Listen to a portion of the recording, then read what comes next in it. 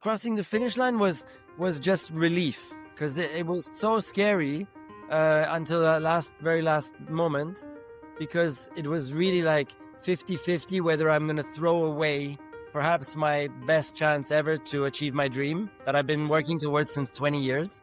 Most of you know what you're doing wrong anyways.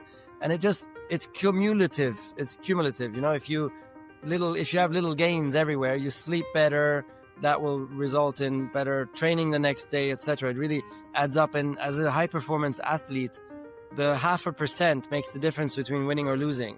The advice I would give my younger self would be embrace failure a little bit more. That learn a way to appreciate failures you can bounce back from. So just learn to appreciate failures a little bit more. Welcome to the Freight Show podcast.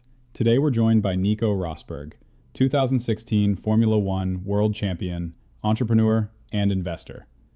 Nico takes us inside his journey from growing up in racing to battling Lewis Hamilton, and ultimately winning the world title in a finale decided by seconds. We explore the mental game of F1, training with psychologists, using meditation to handle pressure, and turning failures into fuel. Nico shares what it felt like to cross the line as champion, and how those lessons now guide his work with Rosberg Ventures, backing founders tackling massive global challenges. We also draw parallels between Formula One teams and startups, what it takes to build trust, push limits, and turn setbacks into breakthroughs. All right, let's dive in. This episode is brought to you by Vuma, the back-office automation platform for freight brokerages and 3PLs. From AI-powered document handling to streamlined workflows, Vuma helps logistics teams scale smarter. Learn more at vuma.com. I'm super excited today to welcome Nico Rosberg as the next guest on the Freight Show. Nico is obviously a little bit of a different profile than we typically get on the show, and I'll sort of share a little bit more about how we get connected as we chat more. But Nico, it's fantastic to have you on the Freight Show with us today. Yeah, thank you, Jesse. It's nice to be there, and I'm sure also in the freight space there's a lot of F1 fans, so we can talk about F1 a little bit as well, and hopefully you listeners will appreciate some of those insights. And no, it's nice to reconnect on with this kind of initiative, of course. Yeah, likewise. Well, for folks in the audience, many of you will know who Nico is. Some of you will not. Nico, among many things, was a former F1 world champion driving for Mercedes. But Nico, maybe just kind of like open it up for folks, because I think there will be folks in our audience that know you really well and are like super fans. And in fact, we do have some of our customers that I mentioned that you were a small investor in our business and they were like insanely excited. So maybe we can send them some swag afterwards. But I think there'll be others that are only just getting into Formula One with like Drive to Survive and sort of learning that great world. So maybe you can tell folks a little bit about your sort of like career journey, both all the way at the beginning and bring it into the present, and then we can take the conversation from there. Yeah, so my career journey is that my father was a Formula One world champion in 1982 on a Williams, winning also in Dallas, for example, in America, and Detroit. Wow. I think he won both, Dallas and Detroit, I believe. And so I grew up in the sport watching him. And then, of course, that was like the dream. I wanted to be like that as well and race. And then I grew up in Monaco and just started with go-karting as a young kid and started to go really well immediately. And I realized, geez, I could maybe make a career out of this. And then, fast forward, you have to win like go-karting, Formula 4, Formula 3, Formula 2, and then you get to Formula 1. And I won most of those steps. And then I got into F1 racing for the team that won the championship with my dad, so for Williams, which was a nice coincidence. And then I went on to race for Mercedes in F1 alongside Michael Schumacher first, who's the greatest 7-time world champion, and then alongside Lewis Hamilton in the next 4 years, who's the greatest of all time. So I raced alongside both of the greatest of all time. And then after a long battle against Lewis of multiple years and losing all the time, and especially losing also in my childhood against him, like even when I was 13, I was already teammates with him when I was 13 years old, and I finished first in go-karting, I finished second. And then eventually, I just gave it 110%, and I managed to get it eventually and beat him in the last corner of the last race of the last lap. in 2016, and I won the world championship by I don't know, it was like 1 second that united all these cars at the end, and I just managed to get there. Wow. And by 5 points in the end of the whole season. And then I retired the day after because it was the dream come true, dream accomplished. And I just thought that going out on the top is something super valuable for the rest of my life. So I then retired the day after. It's such a wild, wild journey. Nico, I've got to ask, like, what did it feel like when you like crossed the finish line, or even in those like hours and days later after you won the world championship? Well, crossing the finish line was just relief, because it was so scary until that very last moment, because it was really like 50-50 whether I'm going to throw away perhaps my best chance ever to achieve my dream that I've been working towards since 20 years. It was so insanely close at the end that it was really 50-50. Am I going to throw like the tiniest of mistake?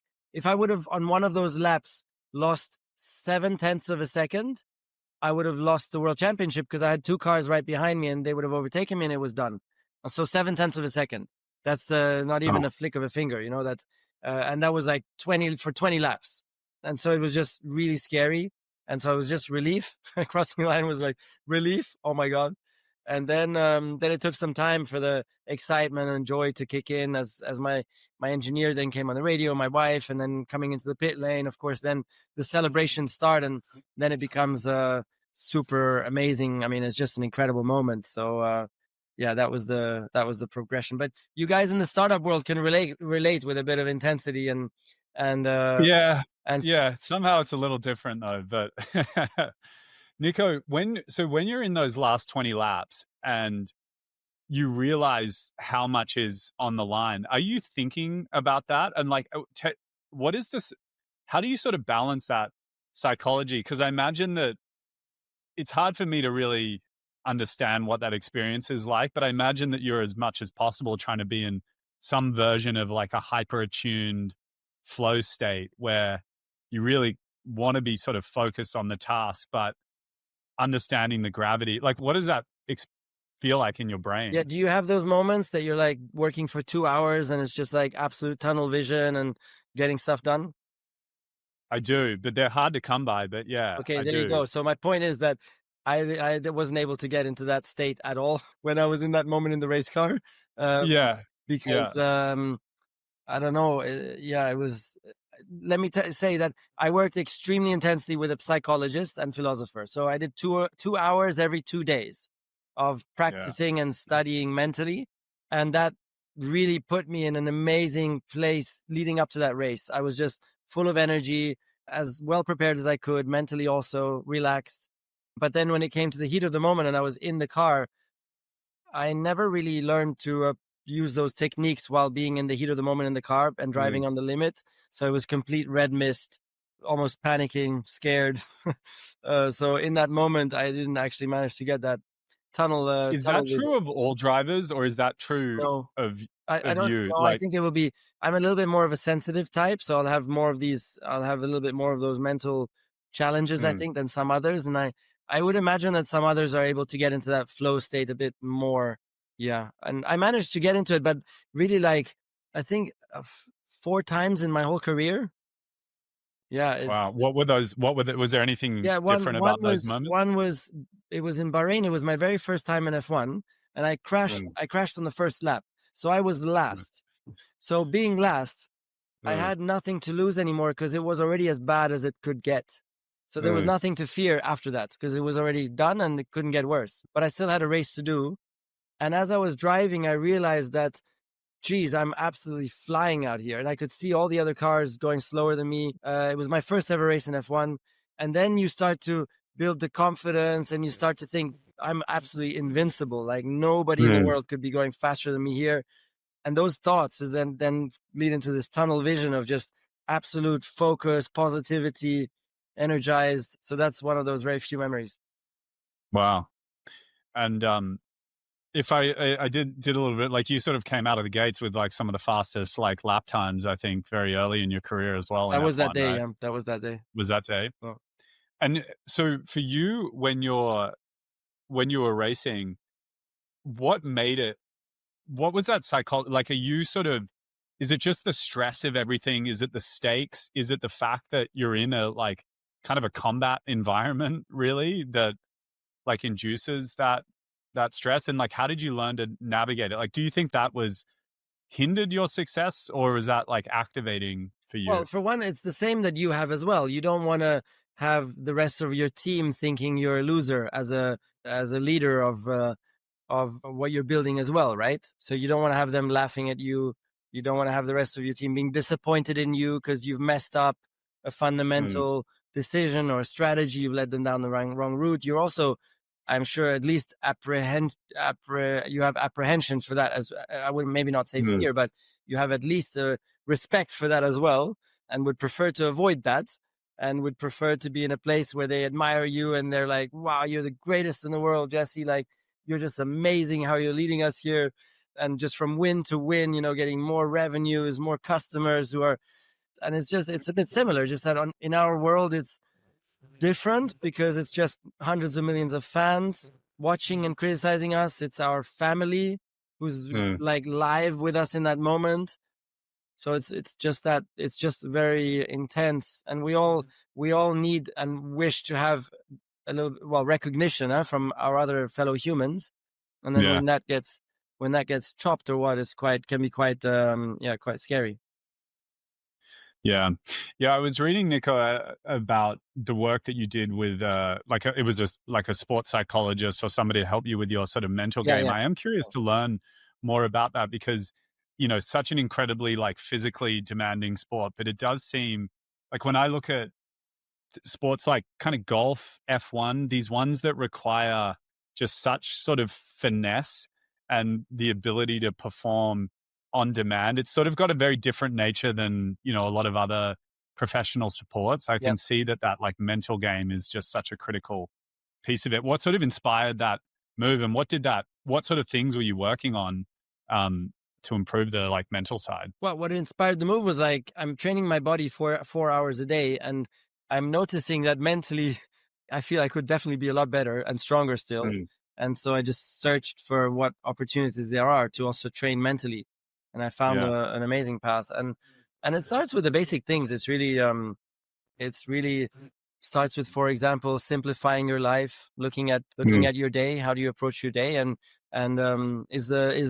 are you using your phone the last hour before you're going to sleep in bed or whatever? It starts with these simple mm, things to just improve your life on a daily basis. You mostly know what you're doing wrong anyways, and Yeah. it's cumulative. It's cumulative. If you have little gains everywhere, you sleep better. That will result in better training the next day, etc. It really adds up. And as a high performance athlete, the 0.5% makes the difference between winning or losing. So it's so mm, important, or for me it was, to really put all those little improvements together mm, to get to 100% of my potential.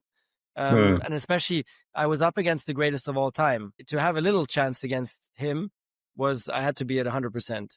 So that really, it really worked. I implemented meditation. I was meditating like 45 minutes in the morning, 45 minutes in the evening, and using all these techniques in meditation, which you can mm, learn. You can learn to, of course, presence is the first thing. So it just calms your mind to be present in mm, those moments in our busy lives. Building in moments where you calm your mind is very valuable. At the end of the mm, day, you can then also implement repetitions of visualizing yourself in a really strong posture, confident. You can also visualizations. You can visualize yourself in flow, for example. You can visualize yourself in flow and just keep mm, repeating it, and it all adds up. It all adds up, and it's super powerful. And then also, if you start to learn about yourself, you can learn like, why am I scared? Why am I jealous? Why am I this or mm, that? Why am I aggressive? And if you learn why, and you develop some presence to those emotions coming, you can adapt your reactions to them.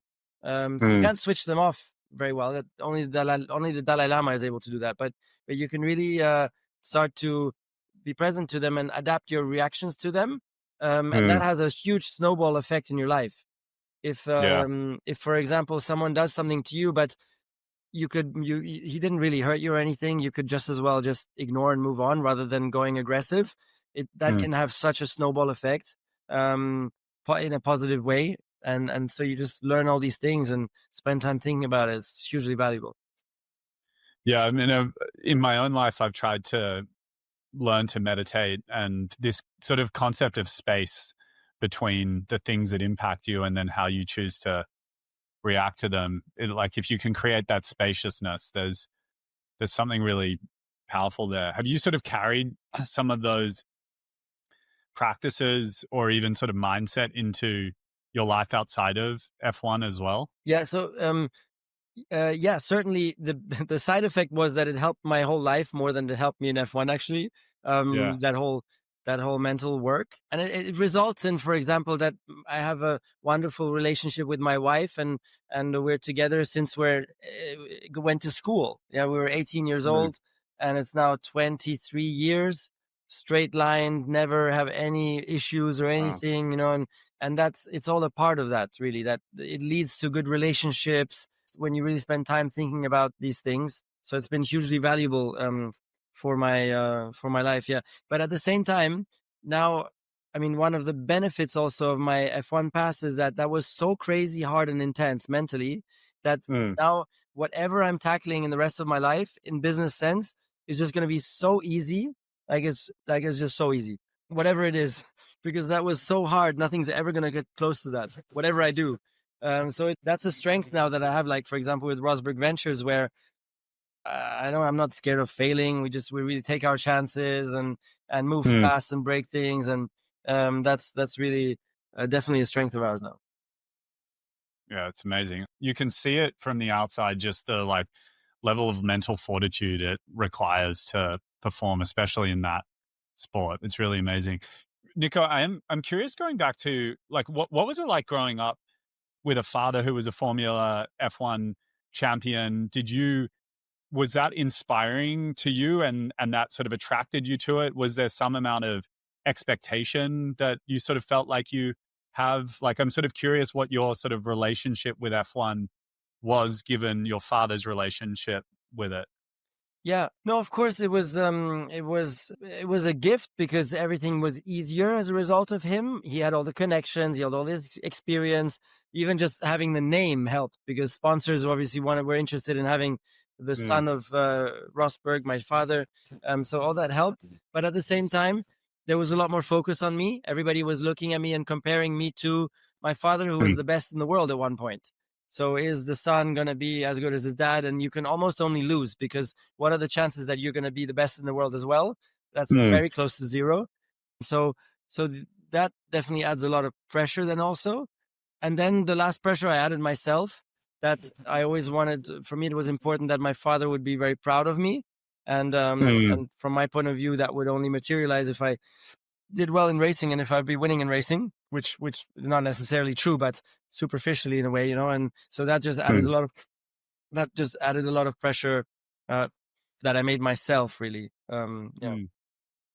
It sounds like over the course of you, especially towards the end, that the pressure and intensity was extremely acute. As you were sort of maybe earlier in your career and the stakes were a little bit less high, what was it about racing that attracted you to it? What was the draw? What energy did you get from it? First of all, it's the inspiration from my dad, just watching him Yeah. and saying, okay, that's the dream. That's living the dream to do that. And then what got me even more hooked was when I started winning, because I'm super competitive and I have to win. Second place is no good. And then when you do something where you start winning, like you are now with Vuma as well, it's just amazing. It's capturing, and then you get really even more engaged and you want more winning. It's addictive, not to win. It's super addictive. It's like a mini drug. Yeah. Yeah, I can see that. Nico, one of the things that just strikes me when I look at like the race is the sort of the tip of the iceberg when you sort of think about what it actually takes to deliver an F1 team and an F1 race, and just how like large and capable the organizations are that are behind the driver and the car. And I'm curious, like, to just understand a little bit more about that dynamic. Like, what does your relationship look like with with the team, with the engineers? How do all of those sort of pieces work together to, deliver a victory like yours? Yeah, I mean, big picture. First of all, the teams now in F1 are valued at like $6 billion per team. Wow. They make like $300 million in annual profit, the top teams. It's like incredible. I didn't realize that they were that profitable, actually. The valuations of these teams have just skyrocketed incredibly, and you have thousands of employees by now. It's around 2,000 employees for a top team, 2,000 just to build 2 race cars. It's really incredible. And then traveling with you is 90 people who come and bring the cars to the racetrack and build the racetrack and the engineering. And most of the cars developed in the factory, of course, like the aerodynamics, and you don't have that much impact as a driver on that. Where then the driver really comes into play is at the track, because the car gets delivered, but there's thousands of parameters that you can still fine tune, which are hugely powerful. They can transform the car, these parameters that you can fine tune. And there it's really down to you as a driver to feel what's going on the track. And some drivers stop there and just report what they feel. But in my case, I wanted to be seeing eye to eye with the engineers themselves and really understanding what's going on in the car in terms of the physics. And I really spent a lot of time like working with the engineers, understanding, and then I was able to speak to them in their own language. I already translated what I was feeling myself, and I was able to speak in their own language. And then you go through a race weekend and you're constantly adapting, because no situation is ever the same out there. You're constantly adapting and progressing through a race weekend from one race to another. Every racetrack is different. Yeah, so that's kind of the process. Yeah, it sounds like you really kind of leaned into the physics and the engineering behind it.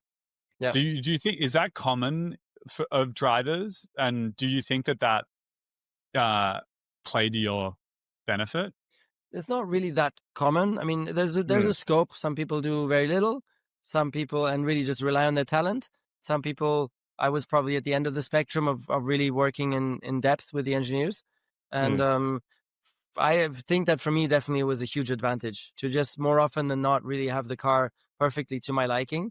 Because contrary to a tennis player gets on the court and it's really his daily form and his form in general that make the decide then of the outcome. But in our sport, even if I'm driving amazingly, if my machine isn't tuned well, I could be 10th on the grid or 7th or 8th. And if I tune it well, I'll be first. So I'm really dependent on having the machine well tuned to be able to win. So it's quite a unique sport in that sense also.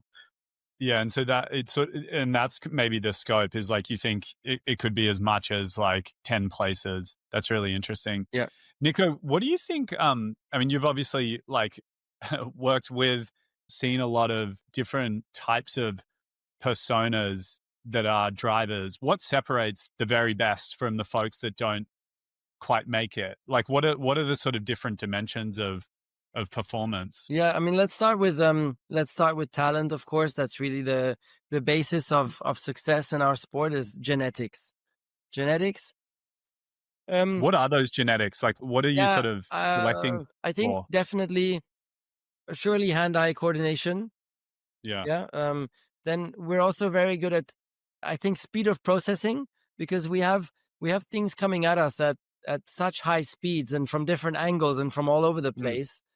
And we're very quick at processing all those inputs, like super, super quick. I think that has to be a genetic strength of ours. Like if you take a reaction time, at the time I had insane reaction times. If you would test me on the thing, I was proper, like better than 1/1 percentile there. Yeah. And then the last thing is also, we're very good at projecting, because you're traveling very fast. You got to project ahead where you're going to end up.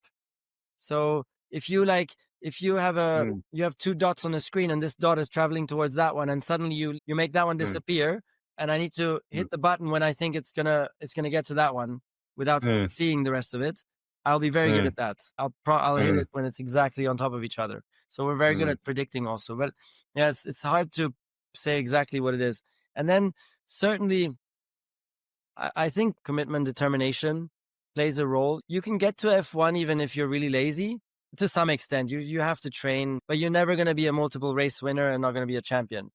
If you just rely on your natural ability and you're lazy and you don't really train and do anything, you'll probably get phased out pretty quickly. So you really have to be disciplined, determined, and have a decent, at least a decent work ethic. Yeah. And then mentally, you need to be mentally pretty strong as well, because we need to perform under the highest pressure moments, which to me, I'm still surprised that I was able to perform at that level with that mental fight going on internally.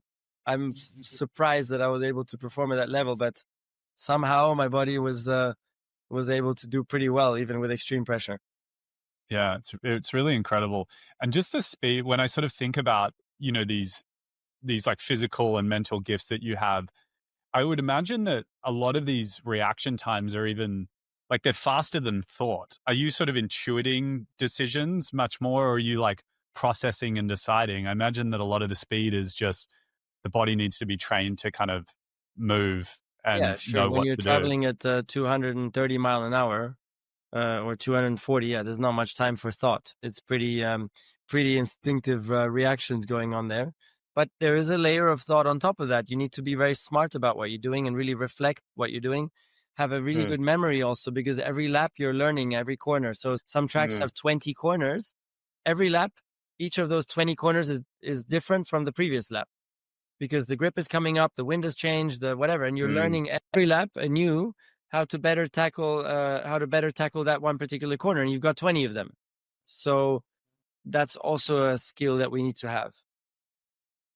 Nico, what we've spoke a lot about the sort of like mental challenge of actually racing. It seems like a very intense environment as well, just with all of the fans and, the build up to the event, and the fact that, so a lot of the drama, or at least in like Netflix version of it, is very focused on the sort of the personalities and the stories. And I'm curious, like, what that aspect of being a F1 athlete is like. Are you trying to, because to some extent you sort of have to engage with it, right? In a lot of ways, like you are sort of a brand, and like that's kind of part of the whole story. But I imagine that becomes really hard also as an athlete when you're trying to block a lot of that out. Yeah, sure. Even on the grid, I have my helmet on and they shove a microphone in my face, and you have to answer. You can't say no comment.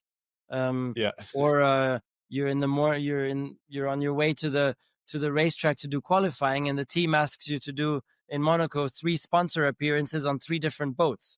So you're boat hopping from one boat to the next just before qualifying in Monaco at the Grand Prix. Wow. So you have to learn to deal with that it's not, you just will not have the best possible preparation, but we learn to cope with that. Yeah.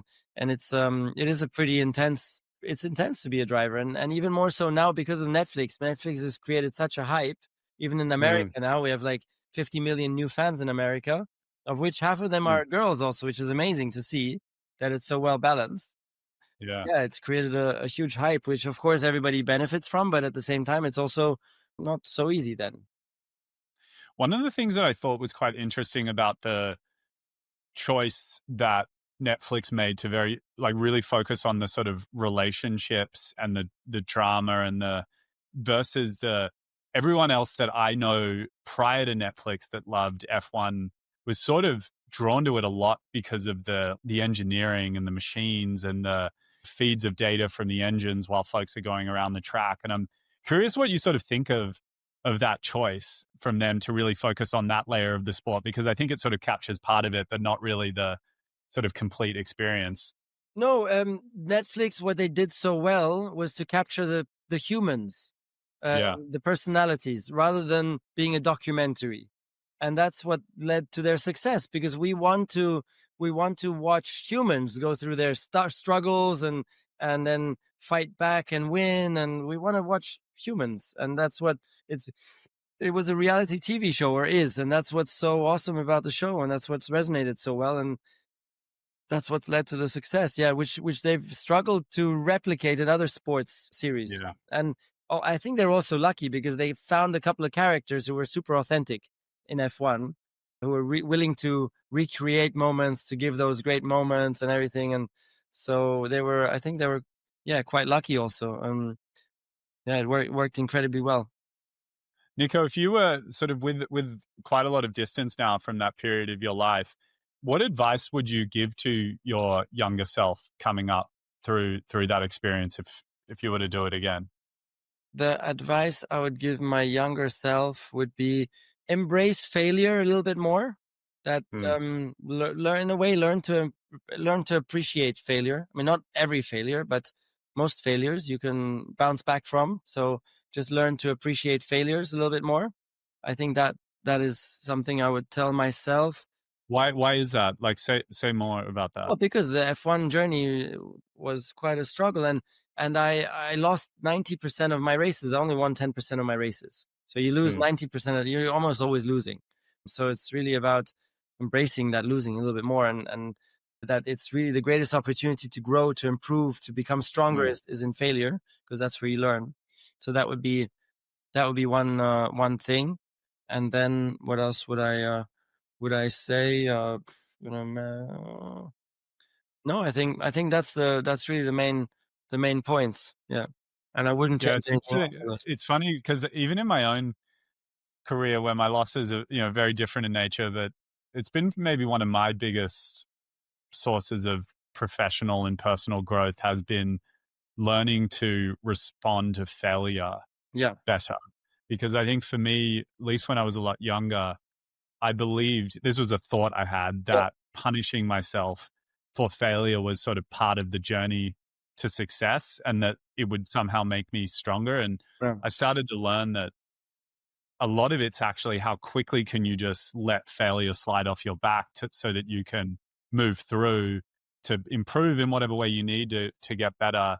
And that you just, any distance from that punishment is just slowing you down, actually, because you're not being in the right frame of mind for the next win. Yeah.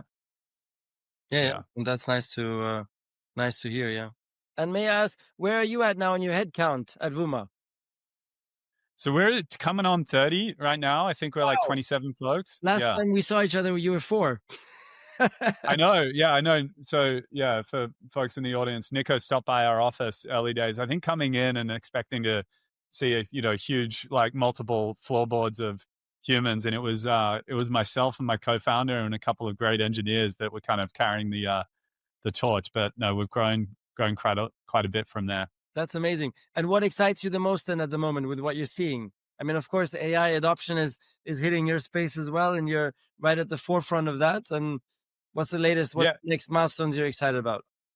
Yeah, I mean, I think honestly, there's just so much excitement right now generally about I mean, you can take this at a very meta level, but I think this is one of the most exciting periods of human history to be living through, where, the world is developing technologies that have the potential to be, I think, more transformative than anything that came before it. And I think, for everyone in our team, it's like the opportunity to be operating at the very leading edge of figuring out what these new capabilities mean for, an industry as important as logistics is just, it's very fascinating and it's engaging. And I think, part of it is that it feels, there's a bit of a sort of an adventure, like explorer mindset to it, where no one really knows exactly what the future holds, and even practically how you harness these technologies to make them as valuable as you can for folks in the real world. And so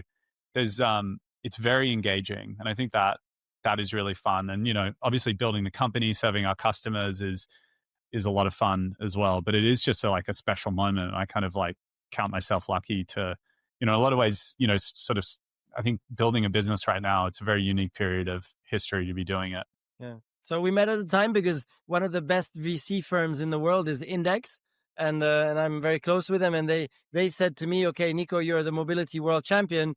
Jesse is just amazing. You got to meet Jesse and his team, what they're building, and that's how we met at the time. And then I was very grateful that you accepted a small investment from me, because it's not a given. You have so much, like founders like you have so much demand from angel investors and VC firms and everything. So it was very constrained, and I was very grateful at the time you accepted an investment from me as well. Well, no, I really appreciate the support and enjoyed having you on board. Nico, it's maybe a good time to like transition to talk a little bit about the logistics of F1, because it is just seems like a wild thing that gets where you're moving all of these vehicles every week all across the globe. Tell us a little bit about like what that looks like. Yeah, the craziest thing is that they build up these houses also at the racetrack. It's like three-story buildings that are, I mean, what is it, like 20 meters by 10? So that's 60 foot by no, 600, oh, geez, 20 meters. Oh my goodness. What is that? 200 feet. No, 200 feet times 100 feet, 20,000 square foot times three. So it's like enormous things. And then sometimes there's back-to-back races from one week to the next. And so they have to unbuild that, truck it, put it on the trucks, which they all, I believe, own as part of the teams, and then send all these tens of trucks over to from Monaco to Silverstone in Great Britain in the space of 2 days, and then rebuild everything over there. So it's unbelievable logistical effort. Then I think F1 owns 3 planes, and every team has designated boxes where everything has to fit inside. The car, the tools, everything has to fit inside these couple of boxes, and that's their designated space, and that's it. And they have to fit in these 3 planes that F1, I think, uses to transport everything. And and then of course also building up the racetracks is a complete mission. It's insane. Like in Monaco here, which is where I live, they start building the racetrack 3 months before the race, and they're still unbuilding 2 months after the race. So that takes most of the year they're building or unbuilding That's wild. In the middle of our tiny city. And Nico, coming out of F1, tell us, like, so you won, you decided that was going to be your last race as a professional driver. And then how did you sort of figure out like what the next kind of chapter of your career was going to look like? Yeah, it was pretty scary because I just took the decision in that moment rationally that it would be a good moment to go to my next part of life after I won. So and I didn't have a plan, so it was a bit scary. But I spoke to a lot of people that inspired me, and that was what led my way into venture capital, because I just love how people like you sit there and you have an idea and you're like, okay, I'm going to transform a whole industry now with my idea.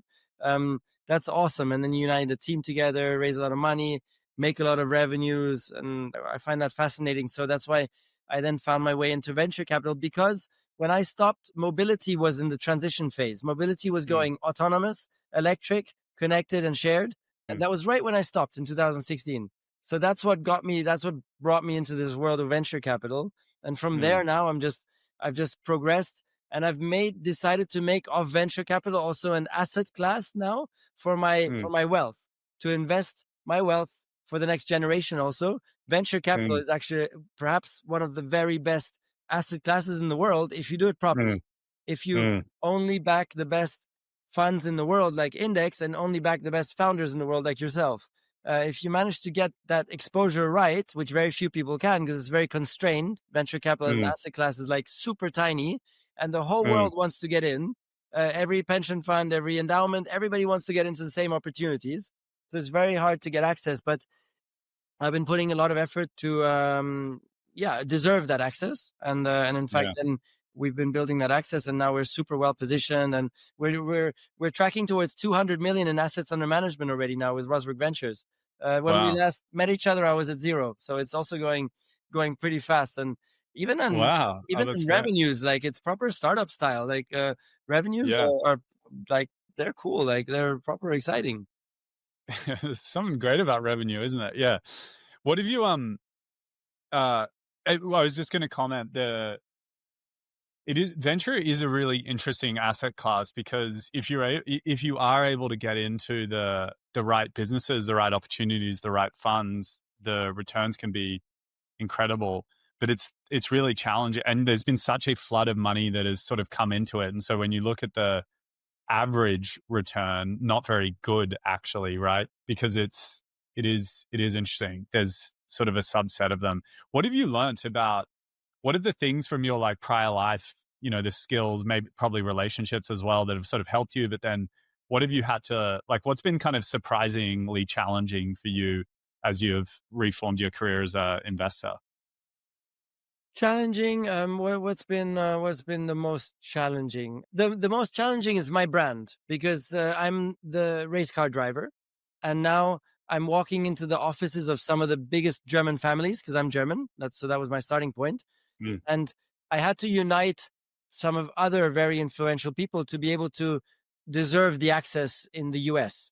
because I had to create more of a value proposition here to the ecosystem. Yeah, and by having the German industry join forces with me, one day also when you guys are going to Europe, I'm your guy, to support you, because in Europe I know all the brokerages, etc., who are relevant to your offering in future. Yeah, and so that was hard because I'm going into these big families that are like billionaires and they're so sophisticated financially. And I'm telling them, you need to give me 10 million. So initially they're laughing at me because they're like, but you're a race car driver and we're giving you 10 million. Like there's something not quite right here. So it took me time to get their trust, and you just have to build it step by step, build that trust step by step with different milestones that you achieve until eventually they say, okay, we believe that you can make this work. Yeah.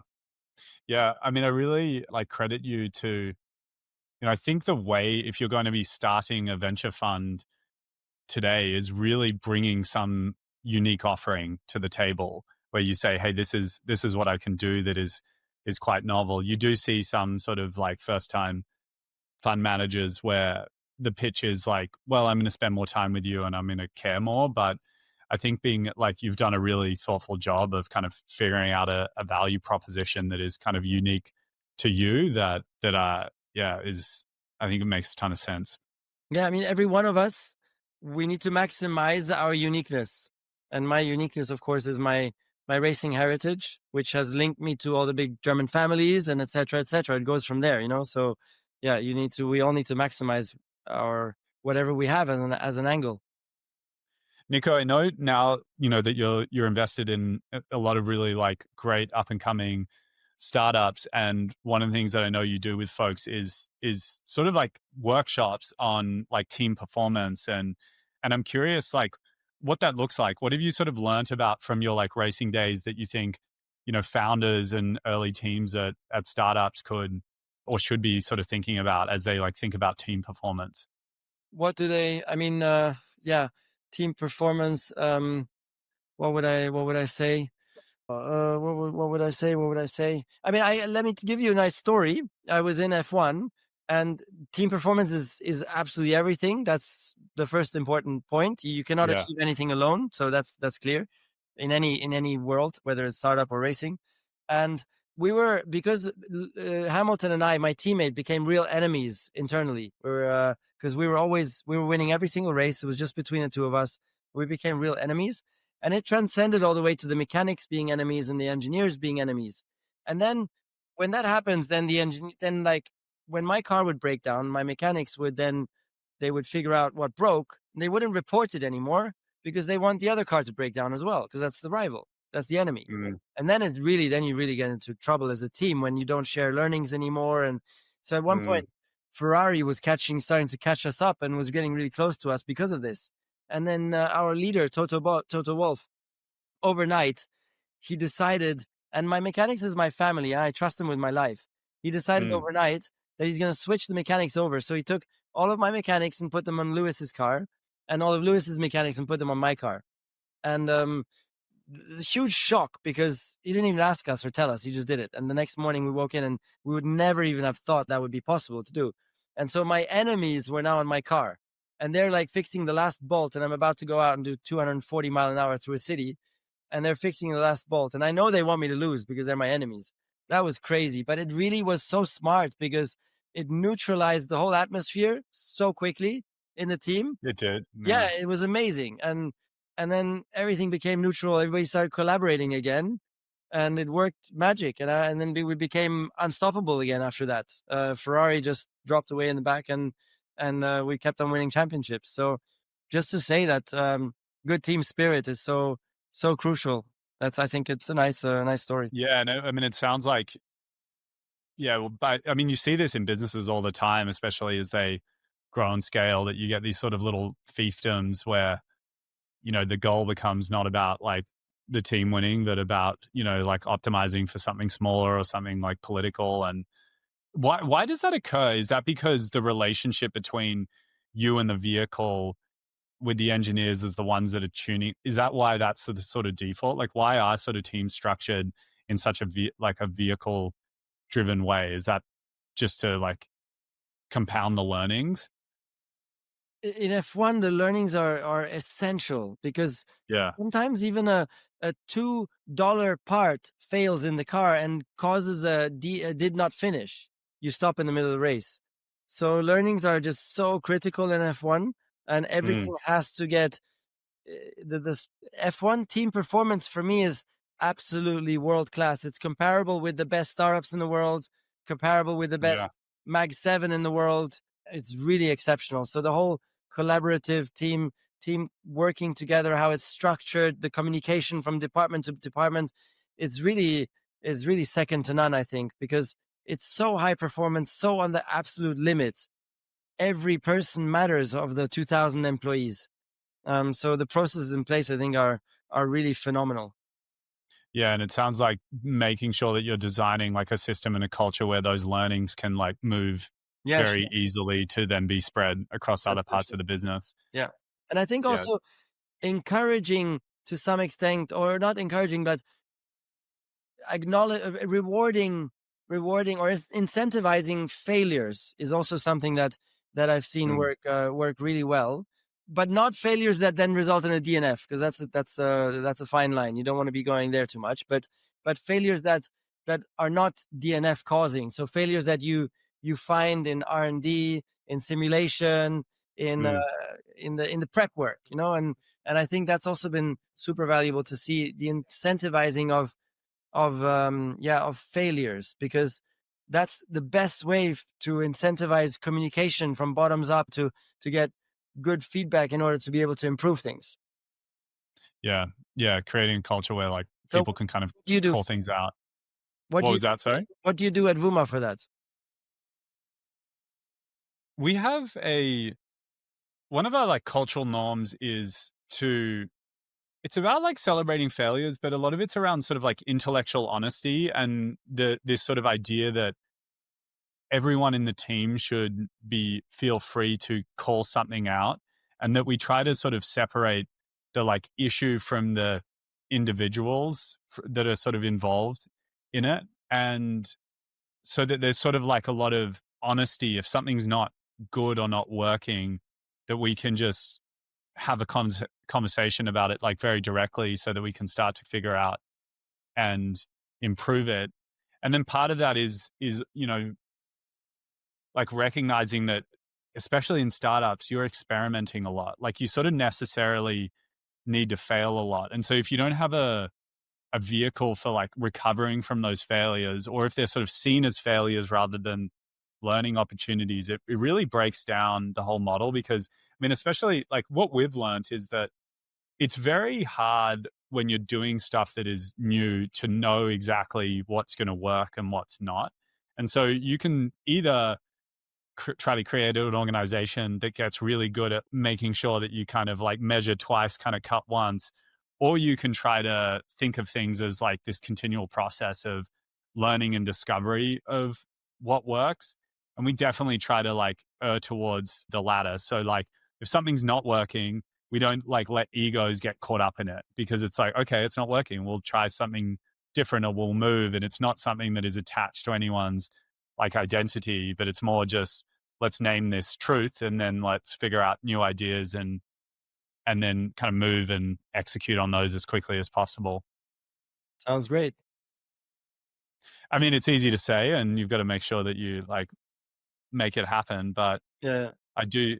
I mean, that's probably is like a parallel between, I mean, really all companies and teams, right? Especially where you're sort of discovering new things. Like I imagine that there's some amount of this with like F1 car design, right? Which is, seems like there's just so much like innovation that is going into sort of figuring out what works and what goes quickly and what's going to work for you as a driver.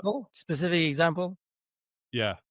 Do you have one? Oh, do I? Oh, in our team? Yeah.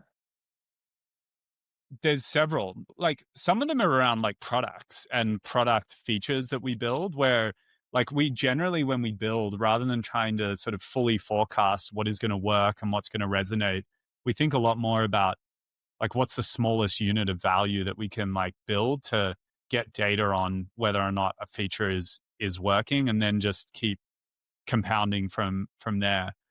The other area that comes up a lot is like sales and marketing. When we're constantly running small experiments around how do we build awareness of Vuma? How do we get in front of people? How do we like change up our product offerings? How do we change up how we take people through the sales process? And then a lot of our like go-to-market meetings are this sort of collaboration of like, hey, here's what I tried, here's what I learned, and then the dissemination of those.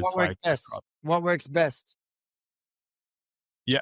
What are the concrete ideas that work best, you mean? Or what worked best to help welcome a new partner in the most efficient way? Yeah.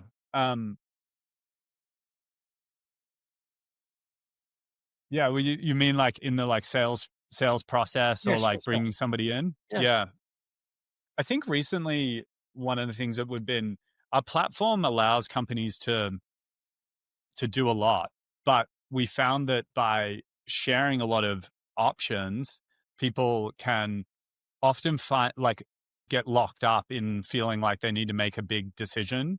Whereas like even for them, starting small is usually the right call. So a lot of what we've done is kind of shifted our sales process to be some amount of like understanding of where they're at, but then actually sort of leading with, based on what you've said, here's where you should start based on our experience, so that the decision is kind of simpler, the speed to value is faster for our customers. And then once we've built the trust, the credibility, the relationship, then we earn that opportunity to expand out into more things over time. And so that's maybe like a recent one that we've been experimenting with and implementing. Very nice. Yeah. Nico, we're coming up on time here, and I know that you miss your kid's bedtime for this, and I've really enjoyed this conversation, and I think everyone in the audience is gonna really love it as well. Thank you so much for spending the time. Thank you very much. You can do me a favor also. So Index has not accepted me yet. So you can please say that I'm a decent guy and they should consider accepting me one day. I will 100% do that. If anyone from Index listens to this at any stage as well, Nico is a fantastic supporter of us, and I think would be really valuable. That would be very kind. That would help me a lot. All right. Awesome. I appreciate it, Nico. All the best. Good to see you. Very much. Bye-bye.